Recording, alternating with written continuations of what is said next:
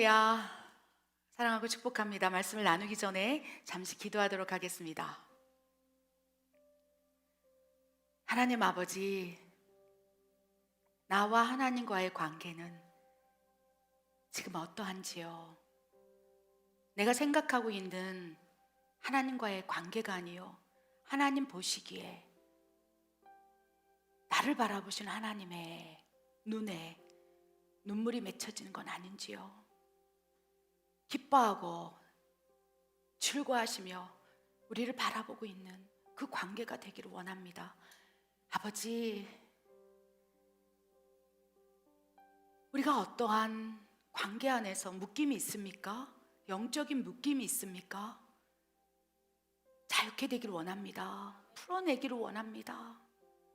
아버지, 오늘 말씀을 통하여 어떠한 관계 안에서 영적으로 묶여 있을 때 나타나는 현상, 어쩌면 그 현상이 나에게도 나타나고 있는지 모르겠습니다. 주여 아버지, 그러하다면 오늘 말씀을 통하여 온전히 풀어지고 자유케 될 수 있도록, 그리하여 진정한 치유와 회복이 일어날 수 있도록 주님 우리에게 먼저 말씀 허락하여 주시옵소서.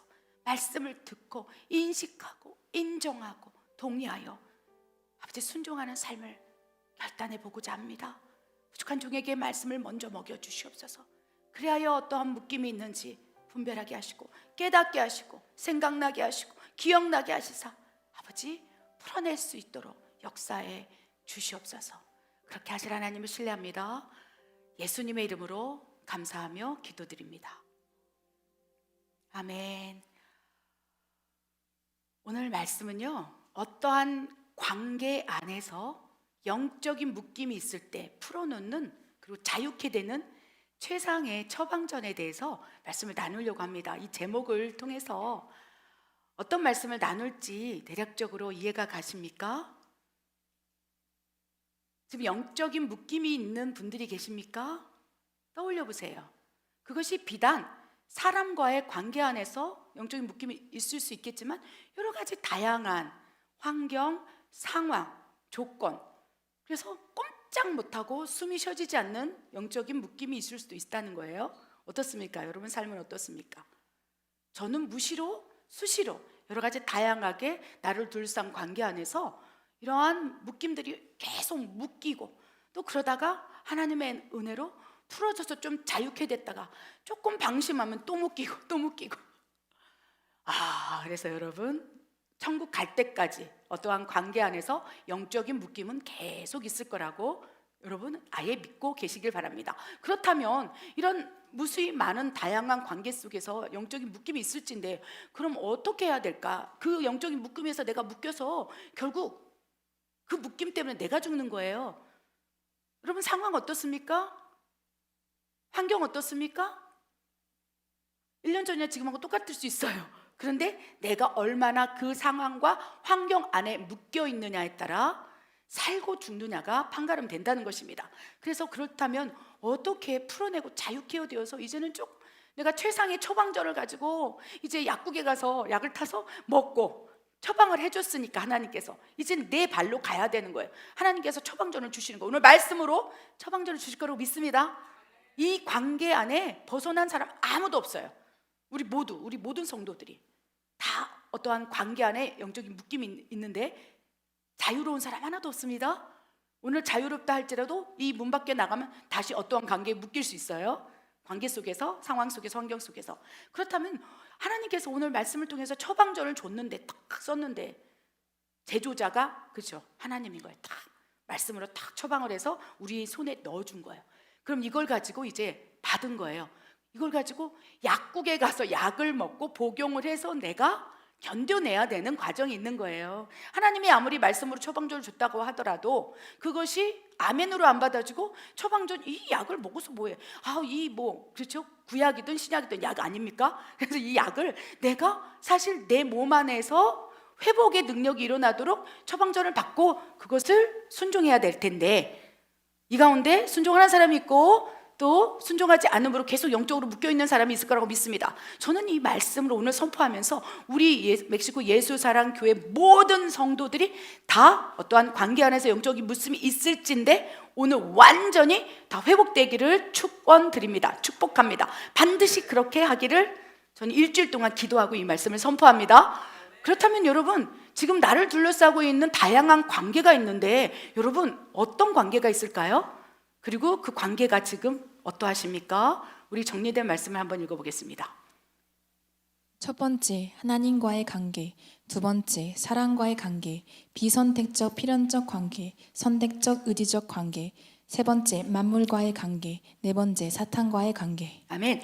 우리 세상을 살아가고 있는 모든 관계가 있을텐데 이 네 가지 관계 안에서 다 축약될 수 있습니다. 여러분, 하나님과의 관계 여러분 지금 평안하십니까? 우리는 지금 크리스찬이기 때문에 하나님과 관계를 맺고 있어요. 이건 우리의 생각이에요. 그런데 하나님의 생각은 어떨까요? 불신자이든 타 종교를 믿고 있든 거짓 종교를 믿고 있든 크리스찬이든 하나님과의 관계는 태초부터 이미 정해져 있어요. 하나님과의 관계는 우리가 우리의 형상과 모양대로 사람을 만들자 하면서 우리와의 관계가 시작된 거예요. 태초에 천지를 창조하신 목적도 이유도 해가 있으라 하시면 해가 생기고 궁창이 생기라 하시면 궁창이 생기고 이 모든 공기 만물을 다 만드신 하나님의 이유는요 우리와 관계를 맺기 위해서. 아멘. 하나님 나라에서 생육하고 번성하여 이 세상을 하나님 나라를 다스리라. 그래서 하나님처럼 영으로 존재하면 영으로 존재하는 존재로 만들었다면 천사처럼, 그리고 하나님의 명령이 우리에게 들어가면 그대로 순종하는 로봇처럼 만들었다면 그런 관계가 아니른 거예요. 그런데 하나님 우리를 만드실 때는요 어떤 관계? 사랑의 관계로 우리가 우리의 형상, 하나님의 형상과 모양대로 영으로 그리고 혼과 육을 덧입혀서 영혼 육의 구조로 만들어서 이제 관계를 맺자. 그래서 하나님은 우리가 뱃속에 태어나기도 전에 여러분의 그죠? 조상 가운데 뭐 100대 조상, 그 이전 1000대, 그 이상부터 하나님과 우리와의 관계는 시작된 거예요. 우리가 인식하지 못할 뿐이죠. 그렇다면 하나님과의 관계에서 여러분 지금 크리스찬이고 성실히 하나님을 믿고 계시는 성도라면 관계가 어떻습니까? 불신자들은 아예 그 관계를 인정하지 않아요. 그러나 하나님은 쌍방 관계를 인정하는 거예요. 내가 너를 만들었어. 나는 토기장이 너의 하나님이고 너를 창조한 창조주야 라고 말씀하시는데 불신자나 타종교를 믿고 있는 사람들은 그걸 인정하지 않는다는 거예요. 하나님과 관계를 맺고 있지 않아요. 그렇다면 지금 이곳에 앉아있는 우리 멕시코 예수사랑교회 성도님은 어떻습니까? 하나님과의 관계가 지금 원만하십니까? 아멘, 할렐루야, 축복합니다. 그런데 하나님과의 관계가 원만하다고 생각하고 있지만 세부적으로 하나님과의 관계를 또 안으로 분석해서 들어가 보면 또 여러 가지 다양한 관계가 있을 수 있어요. 첫 번째, 창조주와 피조물과의 관계예요. 하나님과의 나와 관계는 나를 창조하신 하나님, 창조주 하나님으로 우리가 관계를 맺고 있는 것입니다. 또 무엇입니까? 우리가 성령이 내주하심으로 내가 하나님의 자녀가 되었다면 아버지와 자녀의 관계가 될 수 있다고 예전에 설교 때 말씀드렸죠. 그리고 그 안에서 착하고 충성되고 신실하게 하나님을 섬기는 그 가운데 추려서 종과 그죠? 주인과 종의 관계가 되는 거예요. 너는 내 종이라. 그 관계 안에서 얼마나 또 훈련을 받습니까? 연단을 받습니까? 창조주와 피조물의 관계는 모든 인류 80억 인구가 다 해당되는 관계고요. 두 번째, 하나님과 아버지와 자녀의 관계는 성령이 내주한 사람이 맺고 있는 관계고, 세 번째, 주인과 종의 관계는 내가 하나님을 향하여 그렇죠?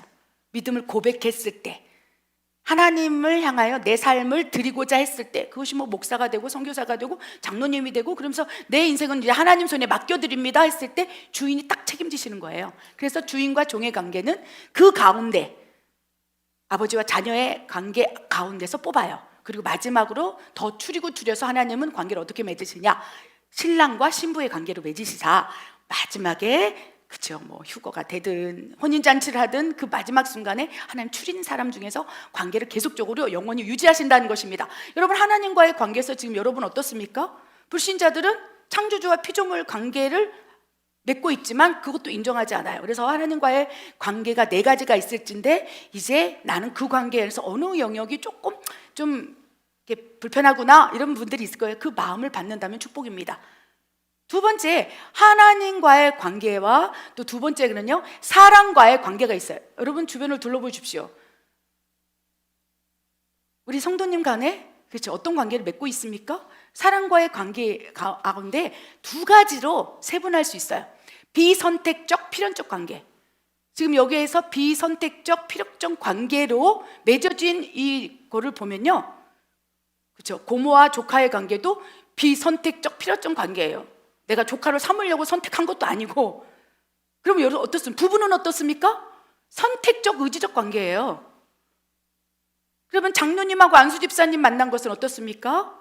선택적, 의지적 관계. 그래서 여러분 삶 가운데 나하고 지금 인간관계를 형성하는 사람 크게 두 분류다. 비선택적, 내가 선택한 게 아니고 필연적으로 만날 수밖에 없는 관계예요.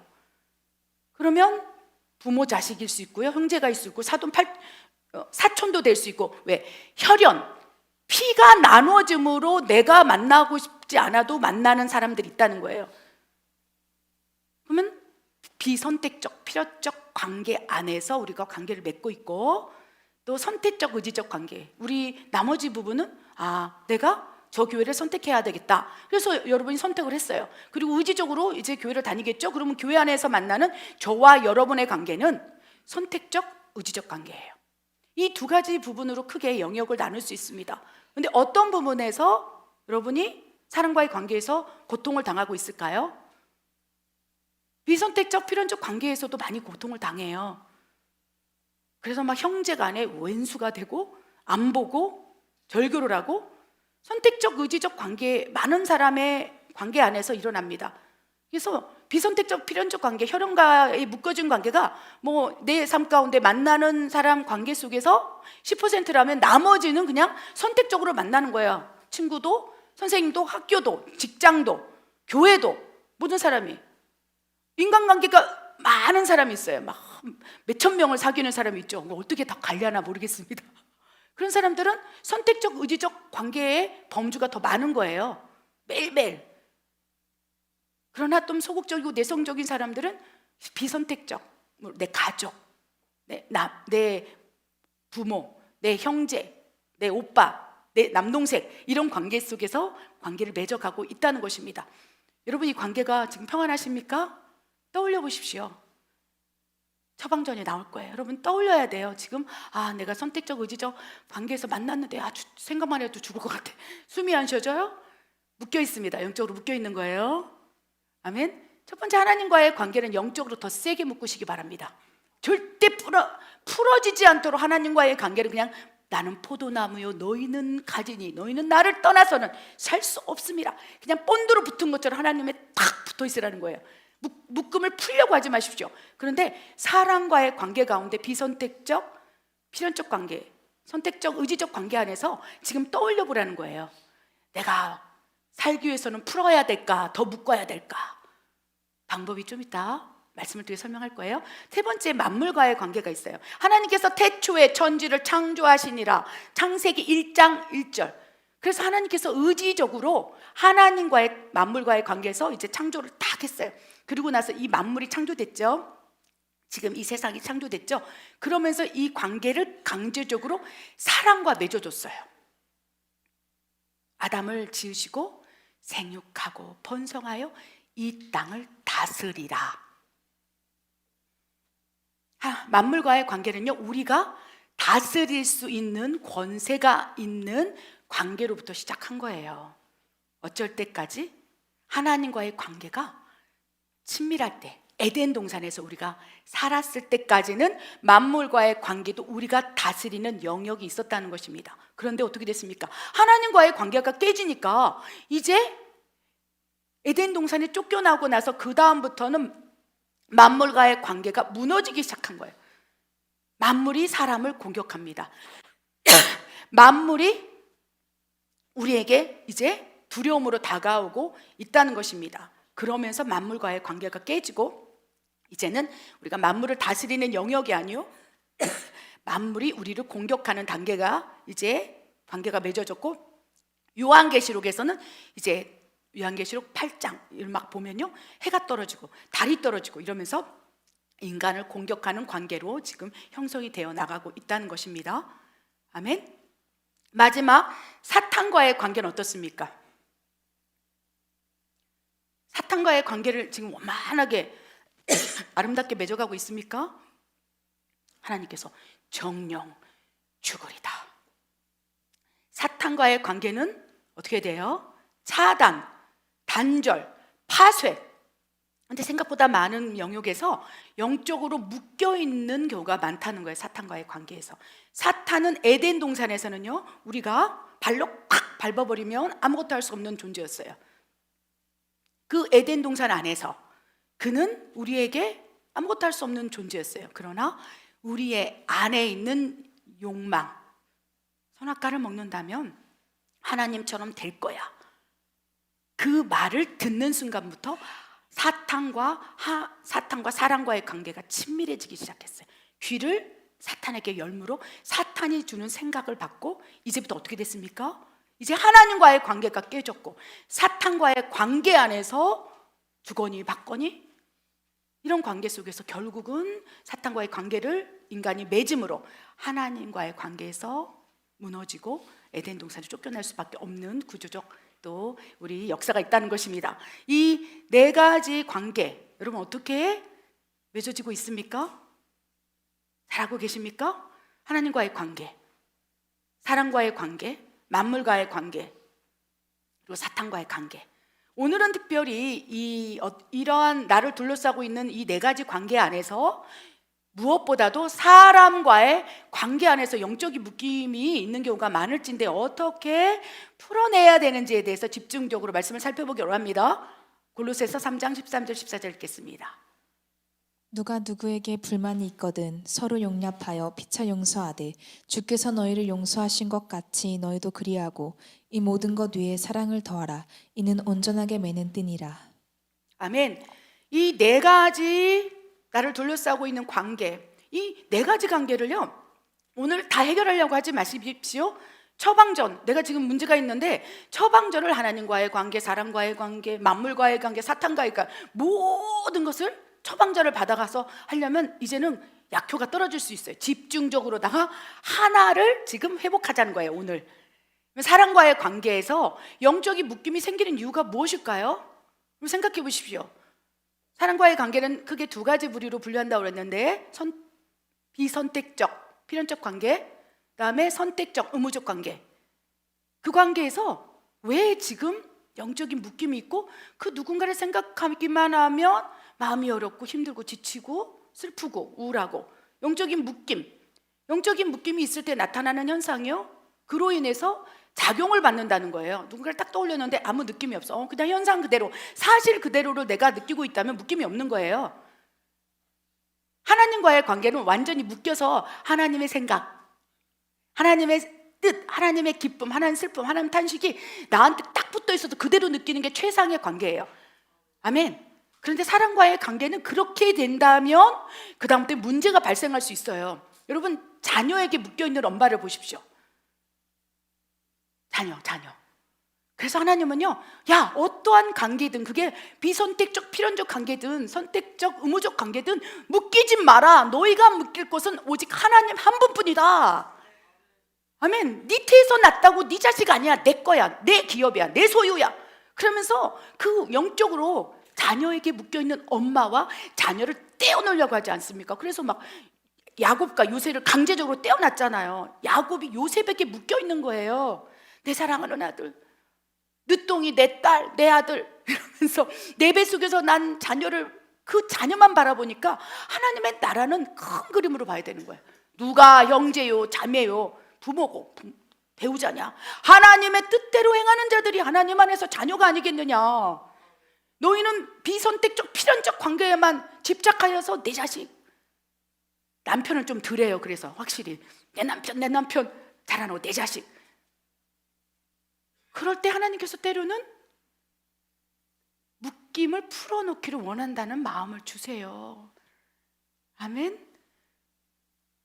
여러분, 누군가가 있는데 나하고 묶여 있다는 증거는 그 사람의 표정, 그 사람의 행동, 그 사람의 눈빛, 그 사람이 지금 저기서 뭘 하고 있는 소리만 들어도 푹, 이것이 영적으로 묶여 있는 현상과, 그렇죠, 이유라는 거예요.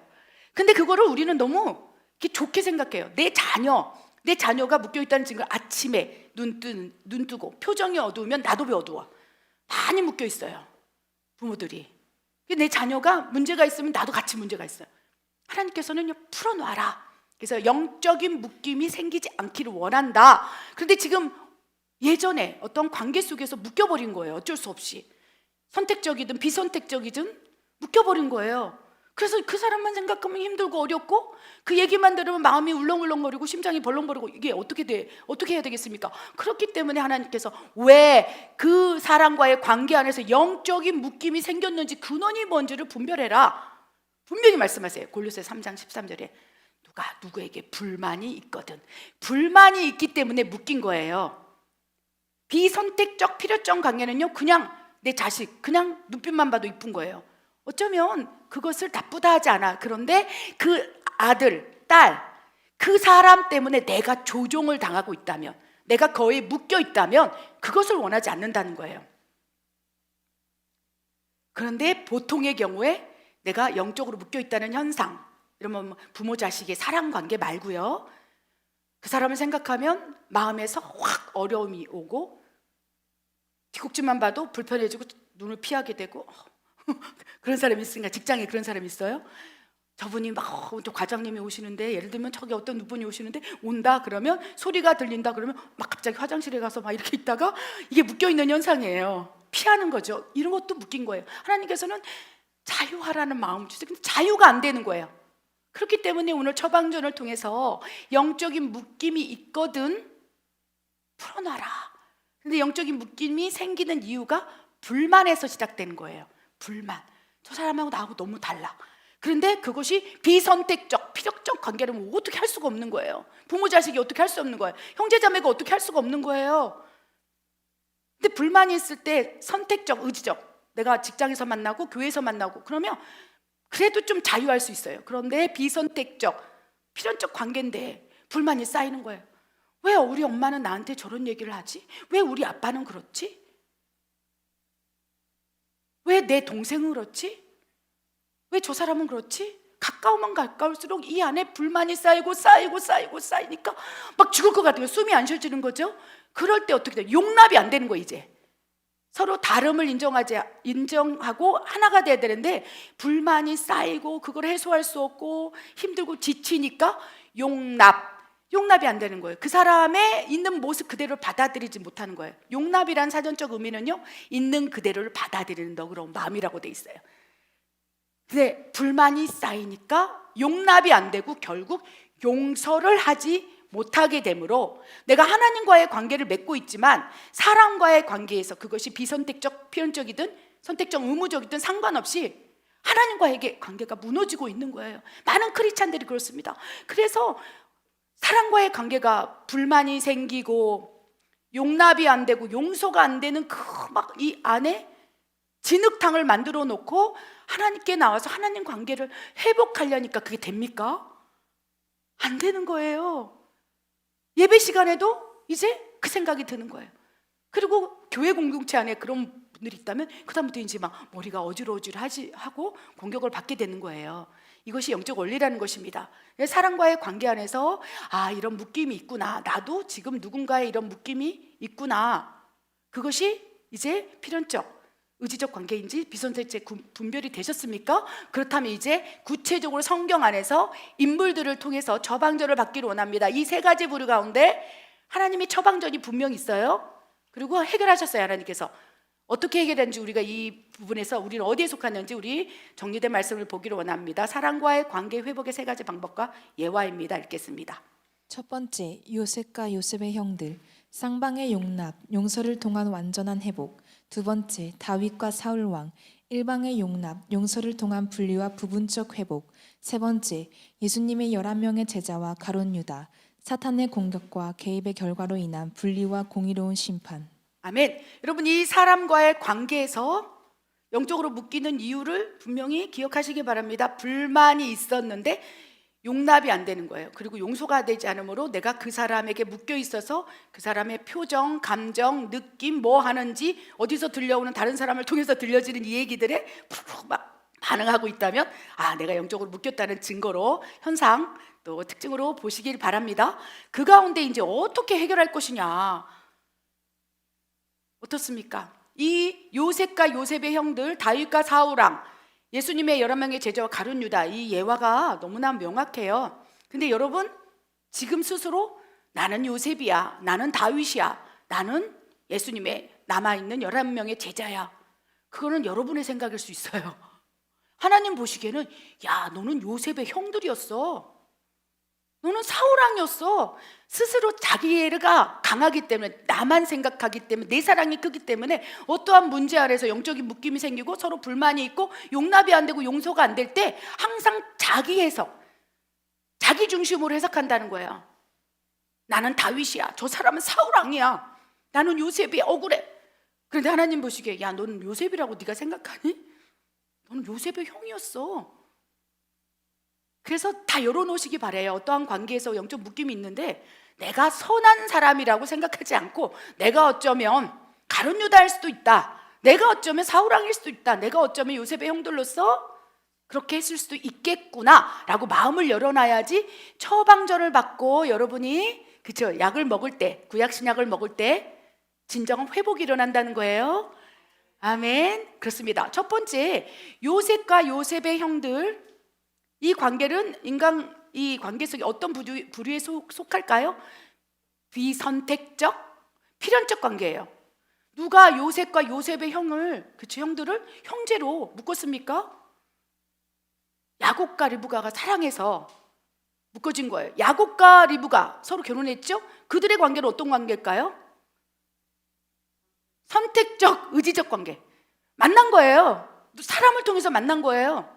그런데 그렇게 만났죠. 아담과 하와도 선택적, 의지적 관계, 하나님 만나게 해준 거예요. 피가 안 섞인 거예요, 한마디로. 그래서 만났는데 요셉이 또 형제들이 있는 거예요. 그 가운데 이제 어떤 일이 일어났습니까? 요셉과 요셉의 형들은 다 하나님 안에 있었어요. 예배하고 찬양하고, 그들은 3대 신앙자였어요. 3대 모태 신앙자. 아브라함의 하나님, 이삭의 하나님, 야곱의 하나님, 그리고 12명의 형제들이 있어갖고 그 안에서 예배하고, 또 순간순간 베델 그 성전, 아브라함이 거기서 하나님을 예배하고, 또 야곱이 돌베개 베고 잘 때 예수님의 하나님의 임재를 느꼈던 그곳에 가서 막 단체로 막 야외 예배도 드리고, 그런 믿음의 가정이 아니었겠습니까? 족장시대였으니까 같이 움직이는 거죠. 그래서 그 안에 사람들은 하나님 안에 있었다는 거예요. 그런데 문제는 하나님 안에 있는 비선택적, 필연적 관계도 자기의 욕심, 욕망, 자랑, 교만, 시기, 질투 이로 인해서 분쟁이 일어날 수 있다는 것을 기억하시기 바랍니다. 그래서 요셉이 꿈을 꾼 거예요. 하나님의 계시를 받은 꿈을 꾼 거예요. 막 해와 달이 절으라고, 볕단이 절으라고. 그래서 그 얘기를 요셉이 형들에게 자랑하기 시작한 거예요. 자랑. 좀 겸손했다면 이런 사단은 안 납니다. 가만히 혼자 묵상하면서 하나님과의 관계에서 주신 비전인 거예요. 내가 너를 크게 쓸 거야, 내가 너를 통해서 이럴 거야. 요셉에게 하나님은 꿈을 통해서 계시를 열어주신 거예요. 앞날에 어떠한 일이 일어나는지 축복의 꿈을 여러 번 꾸게 하시면서 그것을 계시로 줬는데, 하나님과의 관계에서 요셉은 형성을 잘한 거죠. 요셉의 형들도 예배를 드렸을 거예요. 그 나름대로 하나님과의 관계를 맺고 있을진데 하나님이 주신 것을 어떻게 했습니까? 자랑하기 시작한 거예요. 그러니까 이제 형들의 마음에 시기, 질투, 미움, 원망, 저주가 막 쌓이기 시작하는 거예요. 어떻게 할 수 없는 거예요. 그래서 그런 관계 속에서, 사람과의 사람 관계, 비선택적, 필연적 관계 안에서 이제 죽음이라는, 저주라는, 미움이라는 이 관계가 이제 엄청난 폭발적으로 드러나기 시작해요. 그래서 형들이 막 분노가 남으로 요셉을 막 짐승에 던져서 찢어 죽이려고, 막 내가 이것을 찢어 죽일 거야 막 이러고. 여러분, 형제 가운데 그런 분쟁들이 있습니까? 그래서 하나님께서는요, 요셉을 분리시킨 거예요. 때로는요, 비선택적, 필연적 관계, 막 맨날 마음 만나면 싸우고 시기 질투하고 하나님 안에 있는데 같이 있으면 안 맞는 거예요. 난 쟤랑 너무 안 맞아.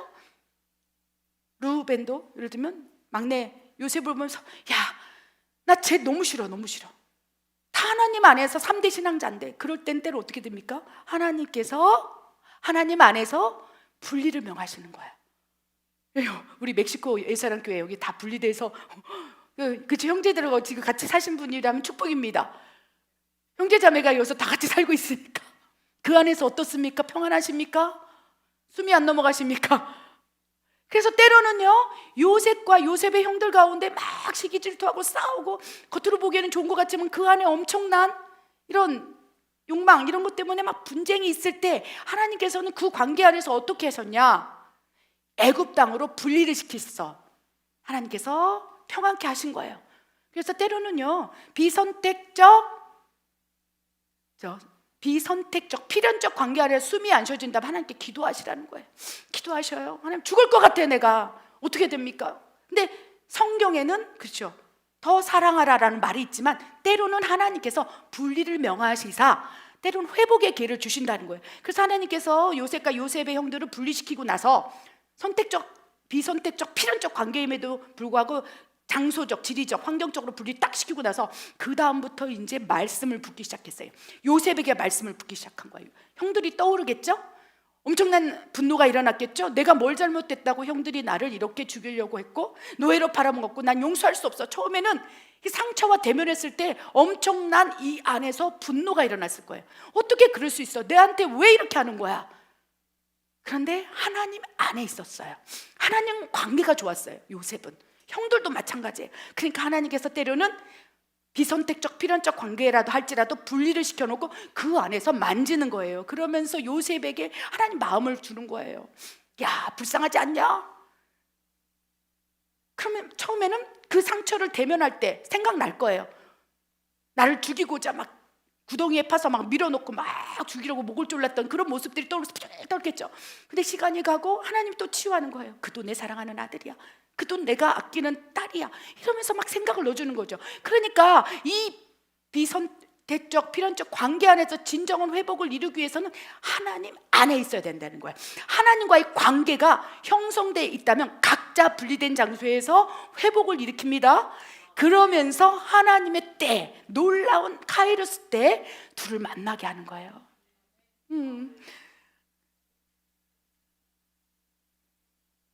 그러면서 그 안에 하나님 안에서 있었기 때문에 딱 만나는 순간 어떻게 됩니까? 어찌 내가 하나님을 대신하여 형들을 잘못을 심판하였습니까? 형들은 이미 하나님 안에서 내가 그때 언제 어려움이 있을 때마다 요셉을 그렇게 팔아놓고 나서 요셉을 그렇게 정죄하고 나서 형들은 엄청난 시련과 어려움이 있었을 거예요. 성경에 보면 요셉 중심으로 성경이 그 포커스를 앵글이 그렇게 맞춰 있으니까 요셉 형들이 어떻게 살았는지 잘 안 나타나요. 그런데 먹을 것이 없어서 그 먼 나라까지 질질질 온몸을 끌고 오는 그 형편, 인류에게 다 닥치는 환란이었겠지만 그래도 어마어마하게 굶주림이 있었던 거예요. 요셉은 하나님 편에서 회복이 됐고, 아멘. 그럴 때 하나님께서 쌍방의 용납, 용서를 통한 완전한 회복, 분리. 그래서 비선택적 필연적 관계를 할지라도 어느 순간 분리가 될 수 있고요. 왜? 둘 다 죽겠다고 하니까. 그것이 엄마와 딸의 관계일 수도 있고, 때로는요 그것이 다 우리는 무조건 피를 나눴으니까 죽어도 같이 살고 살아도 그 관계가 하나님 안에서 온전히 용납과 용서, 불만을 토로하고 깨끗하다면 관계가 없지만 요셉과 요셉의 형들처럼 그런다면 하나님은 때로는 허락하실 수 있다는 것을 기억하시기 바랍니다. 아멘. 그래 결국 하나님의 때에서 만나서 완전히 온전케 되어서 얼마나 아름다운 일을 그들 통해서 행하셨습니까? 이 관계가 우리에게 주어지길 원해요. 요셉의 형들은 엄청난 영적인 묶임이 있었어요. 그들 요셉의 형들은 영적인 묶임이 없었을까요? 정죄감. 왜 우리가 막내 동생을 그렇게 죽이려고 했던가? 무슨 문제만 있을 때마다 우리가 그렇게 잘못해서 하나님이 우리 벌 주시는 거야. 눌리고 스스로 정죄하는 거예요. 그런데 완전한 쌍방의 용납. 그 형들과 또 요셉이 만났을 때 막 통곡을 하면서 울면서 막 그 슬픔을 감추지 못하고 그 기쁨에 겨워서 막 울었을 때 완전한 쌍방, 용납, 불만이 있었지만 사라졌고 각자 불만을 하나님께 해소한 거예요. 그 불만을 상대방에게 해소하는 게 아니라 각자, 요셉은 요셉대로, 요셉의 형들은 요셉의 형대로 각자 있는 위치에서 용납을 하고 용서를 하는 마음에 카이로스 때 만나게 함으로 완전한 회복을 이뤘다는 것입니다. 최상의 방법이죠. 이 처방전을 여러분 하나님이 주시길 원합니다. 비선택적 필연적 관계에서는 반드시 필요해요. 언젠가는 그렇게 되기를 원합니다. 아멘. 두 번째는요, 그러면 선택적 의지적 관계, 내가 그냥 선택해서 만나는 사람들과의 관계를 어떻게 할까? 그 가운데 영적인 묶임이 있어요. 누굴까요? 다윗과 사울왕은 어떤 관계입니까? 다윗하고 사울왕은 장인과 사위의 관계예요. 여러분, 장인과 사위의 관계는 피가 섞여져 있을까요? 다윗과 미갈 부인, 그 관계는 어떤 관계예요? 선택적 의지적 관계. 사울 왕이 강제력으로 부부를 만들어 버린 관계라는 거죠. 여기까지 이해되셨죠? 사람 관계에서. 그런데 너무 힘든 거예요. 다윗이 힘든 게 아니라 사울 왕이 다윗을 바라보는 게 너무 힘들어요. 왜 힘들까요? 자기는 지금 왕인데 막 다윗이 골리앗 앞에서 망군의 여호와를 이루면 내가 너에겐 다 간다, 내가 너를 정령 죽이리라 그래서 막 돌멩이 딱 던졌는데 뚝 맞고 쓰러지고, 막 블레셋 전투에서 막 승전을 하고 막 이러니까 아무리 내 사위라 하더라도 선택적 의지적으로 자기가 자기 편이 되어서 조금 이렇게 용맹스러운 군사 하나로 선택을 해서 의지적으로 관계를 맺었는데 그 관계 맺는 게 너무 싫은 거예요. 어쩔 수 없어. 만나야 되지만 너무 싫은 거예요. 걸림돌인 거예요. 그리고 그 걸림돌을 갖게 된 불만이 무엇이었냐? 막 백성들이 노래를 부르기 시작했어요. 어떤 노래였습니까? 우리 너무 잘 아는 노래예요. 다윗은 만만이요 사울은 천천히로다. 막 이것이 유행가가 돼서 이스라엘 백성들이 입에서 막 불러주고 있는 거예요. 무슨 말입니까? 다윗은 10,000명을 죽였는데 사울은 전쟁터에 가서 1,000명을 죽였다네. 여러분, 이런 얘기를 듣는다면, 사울왕이 집무실에서 밖에서 백성들이 들리는 이 소리를 듣는다면 여러분 어떻겠습니까? 이 안에서 뭐요? 뭐요 이것이? 사울왕이 어쩌면 당연한 거예요. 그럼 사울왕은 너무 미워하지 않길 바랍니다. 죽을 것 같은 거예요. 사울왕도 괴롭고 하나님 믿는 거예요. 막 혼자 막 부들부들 떠는 거예요. 하나님 불렀을 거예요. 나 죽을 것 같아요. 그리고 어느 날 들리는 소문은 사무엘 선지자가 다윗에게 왕으로 기름 부었다는 얘기를 들은 거예요. 여러분, 사울왕의 입장에서 생각해 보십시오. 숨이 안 쉬어져요. 다윗은 착한 척하는 거예요. 할렐루야, 여호와는 나의 목자시니 비록, 그러면서 막 다윗은 막 인격적이고 막 백성들이 다 다윗을 좋아하고 하나님과의 관계도 너무 좋은 것 같고 사무엘 선지자도 이뻐갖고 막 이러는데 사울왕이 딱 다윗을 볼 때는요, 이 안에서 전쟁 영적으로 묶여버리는 거예요. 그래서 다윗이 어디를 가는지 그것만 쳐다보는 거예요. 그래서 어쩌면 사울왕도 피해자일 수 있다는 거예요. 아플 수 있다는 거예요. 우리는 다윗만, 그렇죠? 항상 성경 나오는 다윗만, 다윗은 착하다, 사울왕은 나쁘다, 그 다윗을 쓰기 위해서 사울왕을 훈련대장으로 뒀다, 이거 이렇게 해석을 한다는 거예요. 그런데 사울왕의 입장에서 생각을 하면 그 마음의 상처가 얼마나 깊었을까.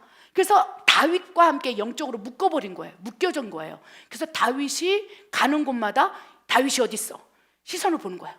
그래서 모든 이 나라와 정책의 직무는 다 내려놓고 다윗만 찾으러 가는 거예요. 그래서 분명한 것은 사람과의 관계에서 사울왕은 다윗에게 묶여 있었고 영적인 묶음으로 일어나는 현상들이 다 나타나는 거예요. 어쩌면 우리가 지금 불만이 있는데 용납하지 못하고 용서하지 못한다면 어쩌면 우리에게 사울왕의 삶의 모습 현상이 나타날 수도 있다는 것을 기억하시기 바랍니다. 아멘? 그 사울왕이 어떻습니까? 다윗만 생각하면 이 안에서 확 올라오는 거죠. 다윗만 생각하면 다윗 어디 있어 지금? 뭐 하고 있어? 그럼 저기 가서 광야에 있습니다. 쫓아가봐. 어디 있어? 라마라에도 있어요. 저 선지자 학교. 사무엘 선지자가 교장 선생님이 그곳에 있다니까 어떻게 하면 가봐. 잡아와. 죽여버려. 그러니까 모든 거 다 내려놓고 다윗의 일거수 일투족 뭘 먹고 있는지 그게 묶여 있는 거예요. 여러분, 그런 묶임이 있습니까? 오늘 풀어냅시다. 아멘. 오늘 풀어내야 돼요. 저부터 풀어내겠습니다. 그래서 다윗이 뭘 하든지 간에 이제 오케이, 하나님과의 관계에서 알아서 할 것이고, 내가 사울왕의 지금 입장에 있다면, 아니면 내가 다윗이라면 자유케 되길 원합니다. 그래서 만약에 사울왕이 다윗에게 영적으로 묶여 있지 않았다면 그는 하나님의 사랑, 그렇죠? 하나님의 보호하심으로 계속 왕으로 했을 거예요. 하나님이 사울왕을 사랑해요. 아무리 다윗왕을 죽이고자 달려들었을 때 사울왕을 미워한다면 그 순간에 왕의 직무를 내려놓게 했을 거예요. 그런데 그가 죽을 때까지 그 왕권을 주셨잖아요. 그 사울왕도 너무 많이 사랑하는 거예요, 하나님이.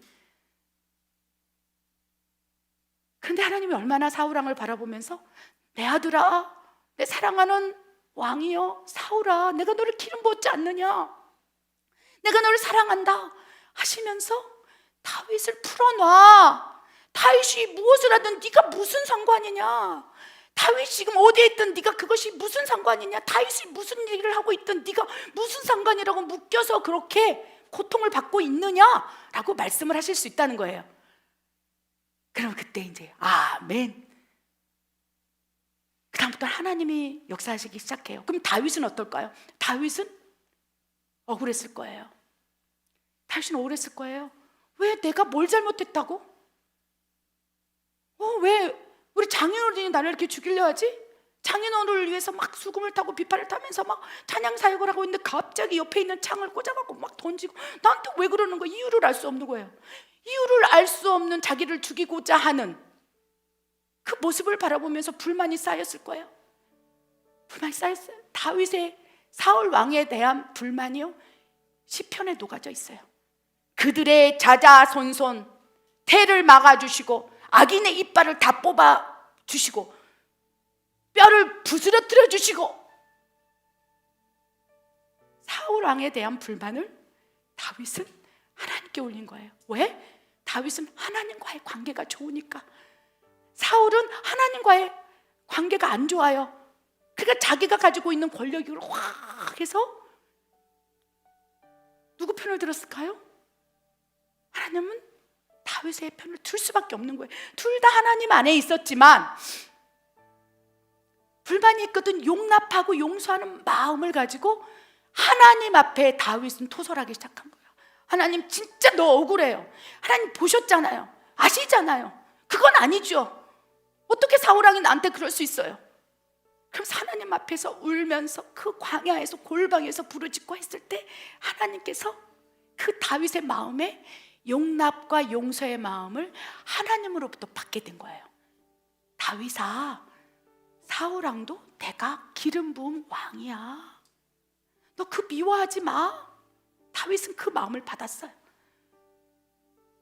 그래서 아둘람 동굴에 있을 때 사울왕이 그렇죠? 용변을 보기에 들어왔는데 이미 다윗에게 일방적으로 하나님이 부으셔서 불만을 제거하게 하시고 용납과 용서를 이미 주셨기 때문에 다윗의 마음은 깨끗한 거예요. 묶여있지 않은 거예요. 사울왕이 저기 왔는데도 그냥 내가 어찌 하나님 기름 부은 종을 죽일 수 있습니까? 죽일 수 있었어요, 그 순간. 그러나 영적인 묶임이 없기 때문에 그 사람은 하나님과의 관계에서 하나님께서 일하실 것입니다. 돌아서는 거예요. 그럴 때 그 순간 그릇이 됨으로 하나님 사울을 패하시고 다윗을 세웠다는 거예요. 다윗과 사울왕의 관계는요, 요셉과 형들과의 관계는 아니에요. 선택적, 의지적 관계였고, 또 둘 다 아무리 하나님이 다윗과 사울왕을 화해를 시키려고 해도 사울왕이 화해하고 싶은 마음이 없는 거예요. 여러분 그런 사람이 있습니까? 여러분 가운데 마음에 불편함이 있는 거예요. 다윗이 사울왕을 바라보는 것처럼. 그래서 가서 하나님 어떻게 할까요? 내 저 사람한테 무릎 꿇을까요? 잘못됐다 할까요? 그럴 때 하나님께서는 때로는 그냥 가만히 있어. 오케이, 네가 하지 마. 너의 문제부터 해결해. 네 안에 용납과 용서의 마음을 가지라. 그럼 내가 알아서 할 것이다. 그래서 다윗과 사울왕의 경우는요 어떻습니까? 다윗에게는 일방적으로 이제 다윗은 용납하고 용서해서 하나님과의 관계에서 온전해졌지만 하나님께서는 분리를 계속 명하셨어요. 그래서 선택적 의지적 관계에서 이런 어려운 관계가 있으면 하나님께 때로는요 분리를 명하셔요. 다윗과 사울왕은 하나님이 강제적으로 분리시킨 거예요. 그러면서 그 안에서 하나님 만나게 했고, 만약에 선택적 의지적 관계 이 관계 속에서 그걸 깨닫고, 야, 저 사람도 하나님 사람도 다 하나님 사람인데, 이런 마음을 갖게 된다면 어느 순간 화합이 일어나겠죠. 연합이 일어나겠죠. 그러나 때로는 하나님께서 다윗과 사울왕처럼 그냥 분리해서 하나님 나라 확장하면서 살아가도록 이끌어 주신다는 것입니다. 아멘. 마지막으로 세 번째, 예수님의 11명의 제자와 가룟 유다의 관계입니다. 예수님의 11제자와 가룟 유다의 관계는 서로 불만이 있거나 이러지 않았어요. 그냥 제자 가운데 하나였던 거예요. 그런데 이 12제자 가운데 어떠한 문제가 있었냐? 하나님과의 관계에서 온전하냐, 온전하지 않느냐를 분별해야 된다는 거예요. 우리 교회 공동체는 지금 하나님 나라와 의를 위해서 만들어진 선택적 의지적 관계예요. 하나님 예수님의 제자로 부르신 거예요, 우리를. 우리가 비선택적 관계입니까?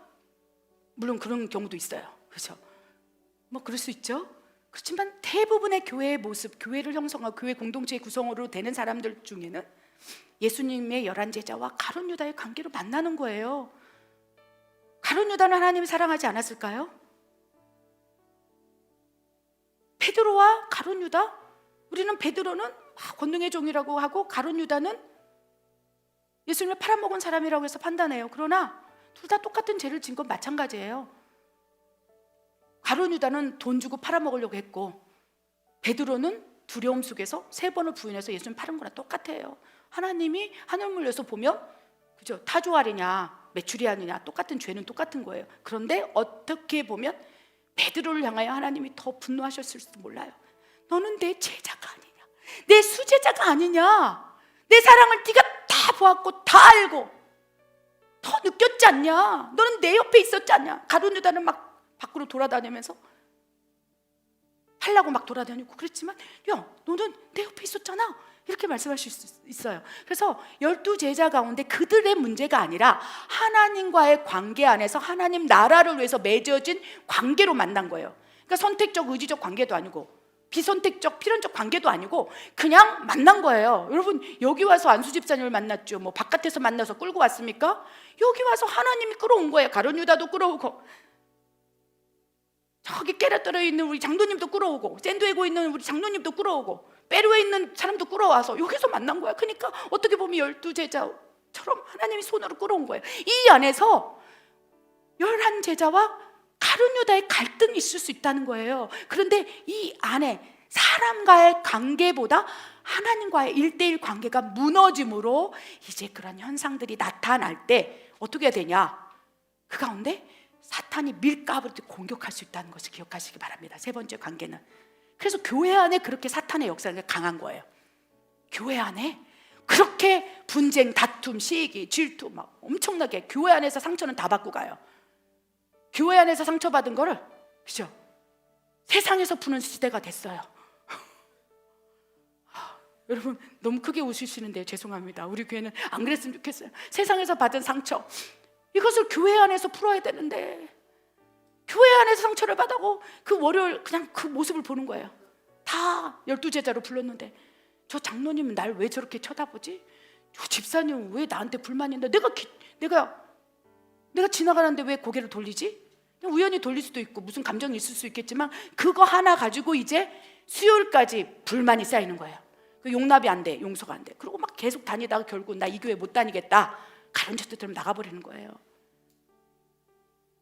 그래서 우리는 비선택적 필요적 관계도 아니고, 교회 안에서 만난 관계는 의지적 선택적 관계도 아니고, 하나님께서 내 아들아 내 집을 섬겨라, 내 아들아 내 딸아 충성하라, 이걸 해줄 수 있느냐?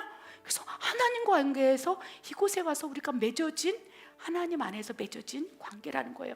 그런데 그 관계 안에서 사탄이 개입하게 되면 하나님 때로는 분리를 명해요. 그렇죠? 분리를 명해. 그거요. 막 죽어도 끝까지 막 그렇게 감당하는 거. 그러면 진짜 예수님처럼 성인 되는 거예요. 성화 되는 거예요. 근데 보통 그렇지 않다는 거예요. 그래서 무수히 많은 사람이 교회로 오지만 무수히 많은 사람들이 또 그 안에서 또 분리가 되기도 하고, 또 그 가운데 여러 가지 다양한 방법을 하나님께서 역사를 하실 수 있다는 거, 이 관계를 인식하시기 바랍니다. 아멘. 좀 심플해졌습니까? 관계 안에서 문제가 있을 때, 영적으로 묶여 있을 때 내가 어떻게 해야 되는지, 때로는 분리가 되는 것도, 또 그때를 기다리기 위해서 하나님께서 역사하시는 또 하나의 방법을 쓰다는 거예요. 가장 좋은 것은 당초 영적으로 묶이질 않기를 바랍니다. 영적으로 묶이는 조건이 불만이 있는 거예요. 그럼 불만이 있을 때 어떻게 될까요? 불만이 있는 것을 나누는 것 가장 좋아요. 뒤에서 사람하고 나누지 말고 그 당사자하고 나누는 게 제일 좋겠죠. 당사자하고 나누면서 그랬구나, 너는 그렇게 생각했냐? 그런데 문제는 뭡니까? 대화 소통이 완전히 단절되면 나누면 더 싸움 납니다. 여러 가지 다양한 관계 안에 있는 거예요. 그래서 하나님께 지혜를 구하고 하나님 안에 들어가서 하나님, 이 관계 안에서 내가 어떻게 해결해야 될까요? 물으면서 스텝 바이 스텝으로 처방전을 가지고 복용을 하시기 바랍니다. 아멘. 우리 결론 말씀을 한번 보기를 원합니다. 용납하고 용서해야 하는 이유가 분명히 있어요. 말씀 읽겠습니다. 고린도후서 2장 10절 11절입니다. 너희가 무슨 일이든 누구를 용서하면 나도 그리하고 내가 만일 용서한 일이 있으면 용서한 그것은 너희를 위하여 그리스도 앞에서 한 것이니 이는 우리로 사탄에게 속지 않게 하려 함이라. 우리는 그 계책을 알지 못하는 바가 아니로다. 그러므로 예물을 제단에 드리려다가 거기서 내 형제에게 원망드릴 만한 일이 있는 것이 생각나거든 예물을 제단 앞에 두고 먼저 가서 형제와 화목하고 그 후에 와서 예물을 드리라. 아멘. 하나님께서는 분명히 너희가 지금 이 네 가지 관계 안에서 평안하냐 물으세요. 하나님 관계가 어떠하냐? 사랑과의 관계 어떠하냐? 만물과의 관계. 만물과의 관계는 심플해요. 여러분 지금 당장 막 쓰나미가 여러분을 공격해서 다 나온 거 아니, 지진이 다가오는 거 아니잖아요. 만물은요, 우리가 그 안에서 즐기고 누리면 돼요.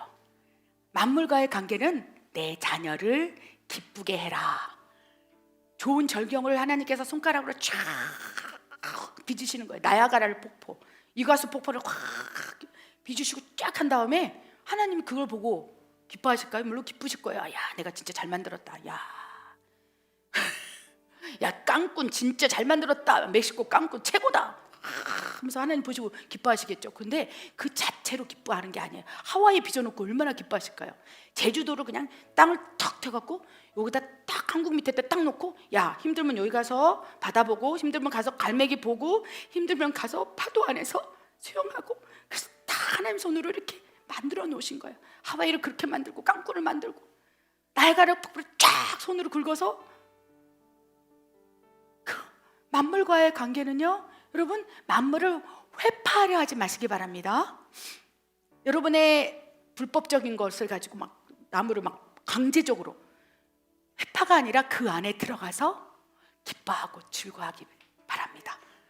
아멘. 꼭 뭐 유가수 폭포 가서 나야가라 폭포 가서 깡꾼 가서 물론 좋습니다. 형편이 되면 그렇게 하겠지만 여러분 지금 자연이 있잖아요. 지저귀는 새소리가 있잖아요.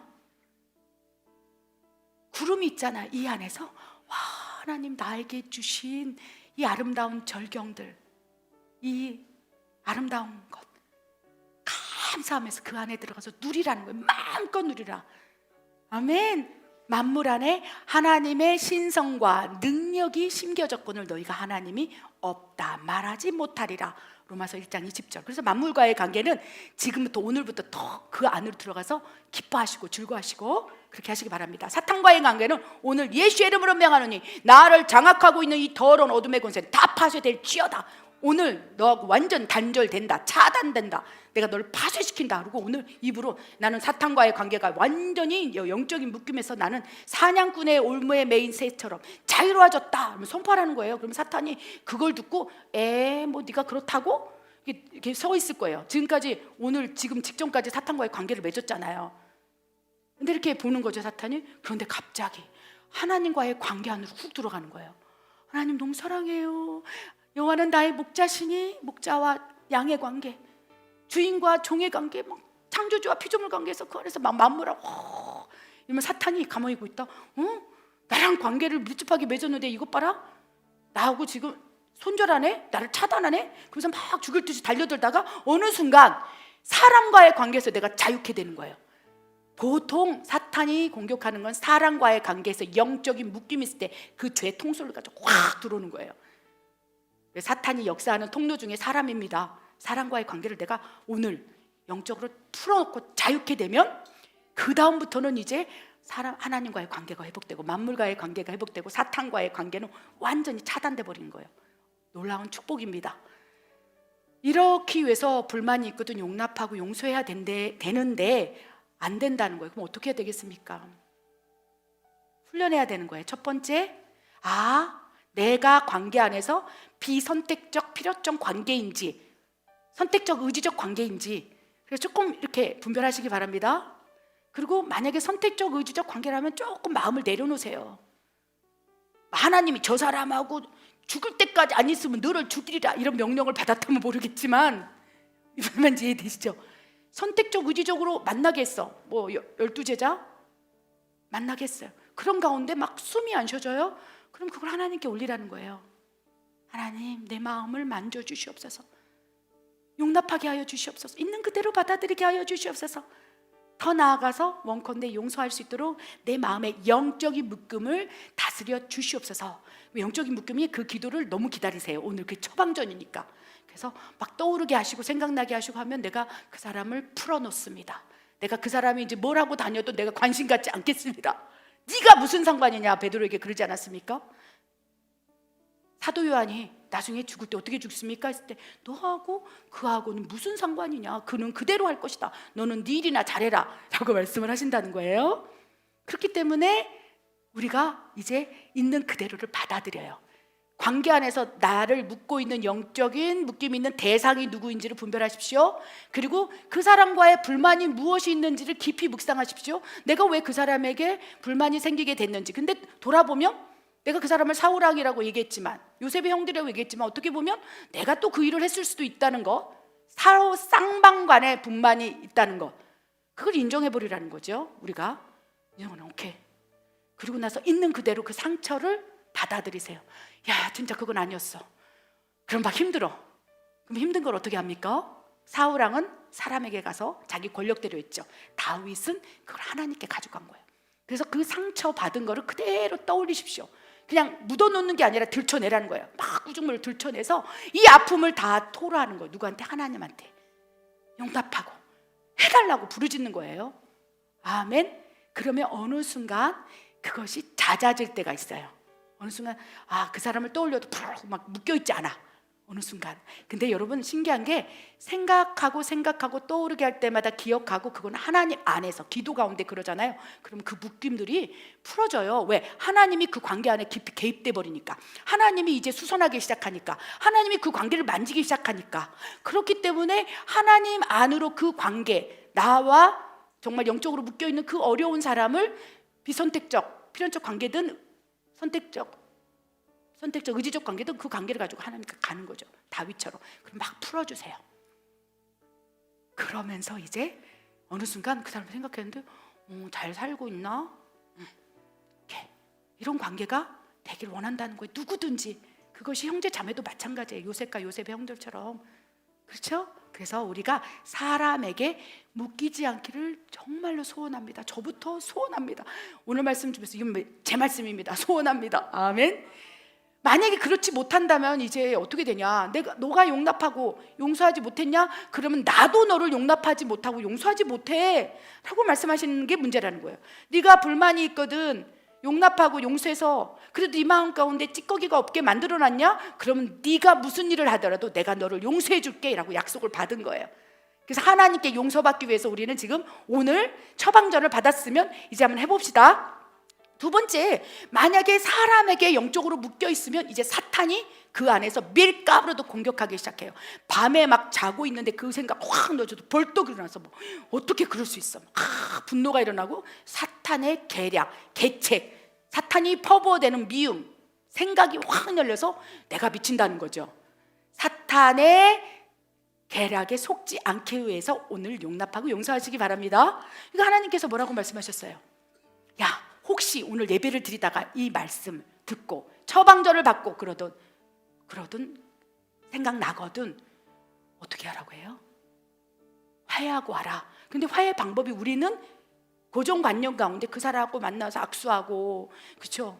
그거 아니라는 것만 기억하시면 돼요. 때로는 하나님께서 영적인 묶임이 있을 때 요셉과 요셉 형처럼 순간적으로 둘 다 용납하고 용서할 수 있는 시간이 될 때까지 영적인 묶임이 있을 때 풀어놓고 각자 만지시다가 만나게 해줄 수도 있고, 첫 번째 케이스. 두 번째, 다윗과 사울왕처럼 각자 만지시는데 도저히 이제 안 돼. 쌍방이 안 되는 거예요. 쌍방이 이제 조종이 안 되는 거예요. 쌍방 조족, 쌍방 화해가 안 되는 거예요. 그럼 하나님께서 그냥 풀어놔버리는 거예요. 다윗을 딱 풀어놓고. 마지막으로 열한 제자와 가룟 유다는 아무 상관없어요. 자기네끼리 싸우지 않았어요. 그거는 하나님과의 관계에서 해결하기를 원하신다는 것. 아멘.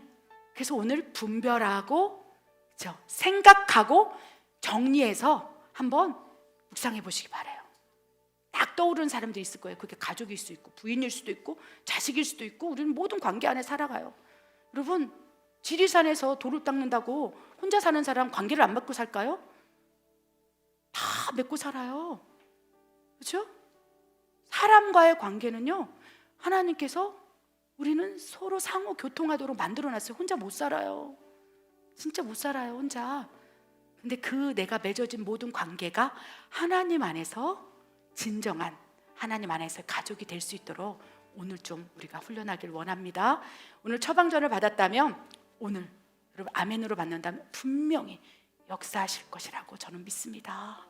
여러분 축복합니다. 아멘. 기도하겠습니다. 하나님, 사람과의 관계에서 서로 사랑하라, 죽기까지 네 자신을 사랑하는 것처럼 이웃을 사랑하라 명령하셨지만, 우리가 죄와 허물로 인하여 우리 마음이 연약함으로 아버지 그러하지 못했음을 고백드립니다. 그럼에도 불구하고 하나님께서는 만지시고 빚으시고 온전케 하시고 회복시키사 하나님의 뜻대로 빚어가시는 그 여정을 봅니다. 아버지 감사해요. 오늘 말씀을 통해서 우리 사랑하는 성도님들이 조금 더 자유함을 느꼈으면 좋겠습니다. 아버지, 영적으로 묶여있는 것이 무엇인지 분별함으로 어떻게 하나님 안에서 그 영적 묶임을 풀어내고 자유케 되어 더욱 하나님과의 관계가 온전해질 수 있도록 그 처방전 아버지 우리 삶 가운데 이제 실현시켜 주시옵소서. 그렇게 하실 하나님을 신뢰합니다. 하나님 감사합니다. 예수님의 이름으로 감사하며 기도드립니다. 아멘.